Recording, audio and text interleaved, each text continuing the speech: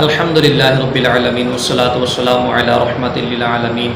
اما بعد فاعوذ باللہ من الشیطان الرجیم بسم اللہ الرحمن الرحیم۔ ناظرین، آج کا ہمارا درس شریعت احکام نکاح کے بارے میں ایک نہایت ہی اہم مسئلے کے حوالے سے صراحت کرنا ہے۔ مسئلہ یہ ہے کہ کنواری لڑکی کی خاموشی قبول کے قائم مقام ٹھہرتی ہے یا نہیں ٹھہرتی، یا یہ ہے کہ اس میں کچھ ضروری وضاحتیں یا شرائط بھی ہیں یا نہیں ہیں، اس حوالے سے حکم شرع کیا ہے۔ تو دیکھیں، اس حوالے سے یہ مطلقاً مسئلہ نہیں ہے کہ جو کنواری لڑکی کی خاموشی ہے نکاح کے اندر یہ قبول کے قائم مقام ٹھہرتی ہے، بلکہ اس میں 4 شرطیں ہیں، وہ اگر پائی جائیں تو پھر اس کی خاموشی قبول کے قائم مقام ٹھہرے گی۔ اگر ان میں سے کوئی شرط نہیں پائی جاتی تو پھر ایسی صورت کے اندر اس کی جو خاموشی ہے وہ قبول کے قائم مقام نہیں ہوگی۔ مثال کے طور پر ایک لڑکی ہے، اس کا نکاح اس کی اجازت کے بغیر پڑھا دیا گیا۔ اب ایسی صورت کے اندر اس کو جب پتہ چلا تو پتہ چلنے کے بعد وہ لڑکی خاموش رہتی ہے، نہ وہ اجازت دیتی ہے، نہ وہ صراحت کے ساتھ انکار کرتی ہے، بلکہ وہ خاموشی اختیار کرتی ہے۔ تو یہ جو خاموشی ہوگی یہ قبول کے قائم مقام اس صورت میں ٹھہرے گی جبکہ 4 شرطیں موجود ہوں۔ پہلی شرط یہ ہے کہ اس لڑکی کا جو نکاح ہے وہ اس کے ولی اقرب نے پڑھایا ہو، یعنی جو قریب کا ولی ہے، اس کا باپ ہے، اس کا دادا ہے، باپ نہ ہو تو پھر دادا کا مقام ہے، ولی نے نکاح پڑھایا ہو، یا ولی کا جو وکیل تھا اس نے نکاح پڑھایا ہو، یا کسی معتبر پرہیزگار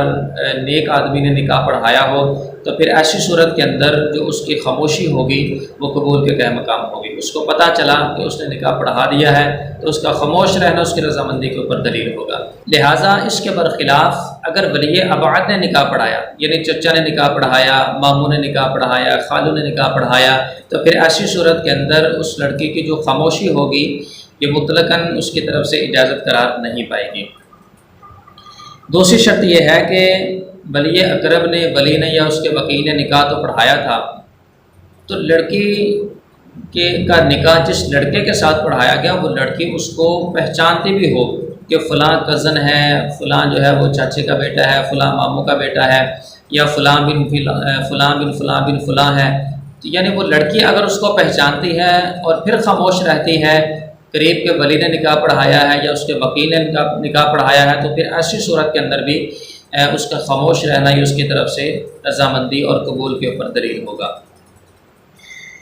تیسری شرط یہ ہے کہ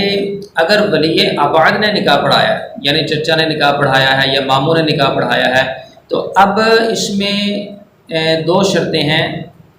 تو پہلی شرط یہ ہے کہ انہوں نے نکاح پڑھانے کے اندر جو حق مہر تھا اس میں بہت زیادہ کمی نہ کر دی ہو۔ مثال کے طور پر عام طور پر اس لڑکی کہ جو ہم عمر لڑکیاں ہیں ان کا جو حق مہر ہے مثال کے طور پر 10,000 ہے۔ اب یہ جو ولی ابعد ہے، چاچا ہے یا ماموں ہے، انہوں نے جب نکاح پڑھایا تو اس کا 2,000 حق مہر رکھ دیا۔ اب یہ بہت زیادہ کمی ہے حق مہر کے اندر، یا 3,000 حق مہر رکھ دیا، 10,000 کے مقابلے میں یہ بہت زیادہ کمی شمار کی جاتی ہے۔ لہٰذا اگر وہ حق مہر کے اندر حد سے زیادہ کمی کرتے ہیں تو ان کا جو نکاح پڑھایا ہوا ہوگا اور وہ عورت سننے کے بعد، معلوم ہونے کے بعد اس کے اوپر خاموشی اختیار کرتی ہے، تو ان کی عورت کی جو خاموشی ہوگی وہ اس کی طرف سے قبول کے درجے میں نہیں ہوگی اور یہ نکاح بھی نافذ نہیں ہوگا۔ چوتھی شرط یہ ہے کہ یہ جو ولی ابعد ہیں، چاچا ہے یا ماموں ہے، انہوں نے جو نکاح پڑھایا ہے انہوں نے غیر کفر کے اندر نہ نکاح پڑھا دیا ہو، یعنی جس لڑکے کے ساتھ نکاح پڑھایا ہے اس کا دین، اس کا نسب یا جو اس کا کاروبار، جو اس کا پیشہ ہے، وہ اس لڑکی کے خاندان کے لیے، اس لڑکی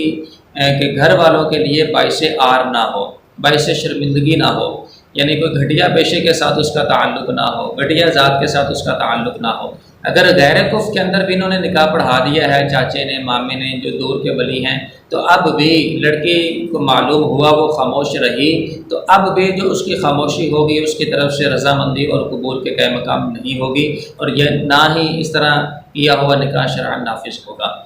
لہٰذا لڑکی کا خاموش رہنا اس صورت میں قابل قبول ہوتا ہے یا قبول کے یا رضامندی کے قائم مقام ہوتا ہے جب یہ 4 شرطیں پائی جائیں۔ قریب کا ولی پڑھائے اور لڑکی اس لڑکے کو اچھے طریقے سے پہچانتی بھی ہو، اگر دور کا ولی ہے تو اس میں حق مہر میں زیادہ کمی نہ کی ہو، اور غیر کفر کے اندر نہ نکاح پڑھا دیا ہو، تو پھر یہ تمام چیزیں جانتے ہوئے پہچانتے ہوئے وہ لڑکی اگر خاموشی کا اظہار کرتی ہے تو پھر ایسی صورت کے اندر اس کی طرف سے رضامندی اور قبول کے درجے میں ہوگا اور یہ نکاح شرعاً نافذ ہوگا۔ بہتر طریقہ یہی ہے کہ جب بھی عاقلہ بالغہ لڑکی کا نکاح ہو تو سنت کے مطابق عمل کیا جائے، اس سے اجازت لے لی جائے، اس کے بعد اس کا نکاح پڑھا دیا جائے۔